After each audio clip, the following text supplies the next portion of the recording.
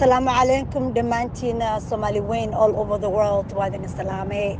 This is welcome to Amran Amar channel, and we want to show you the best of Mogadishu. Somalia is the most beautiful country in Africa, and we used to be, and now we're gonna be, and it's fast-growing country in the world. And you guys, we want the whole world to come and join us and see the beauty of Mogadishu, the beauty of Somalia.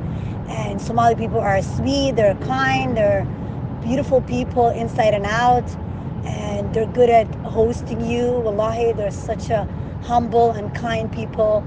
So come and find out and go see for yourself. Mogadishu, even though the media tells you a lot of negative thing about Mogadishu, that is the most dangerous place to be, it's not true. And wallahi, it's so beautiful. Nobody even asks you qabilkaaga iyo waxaa tahay. So don't be ever scared to go visit your back home. Give back to your community. Go see your people. Somali needs you. Somalia nolo tosai.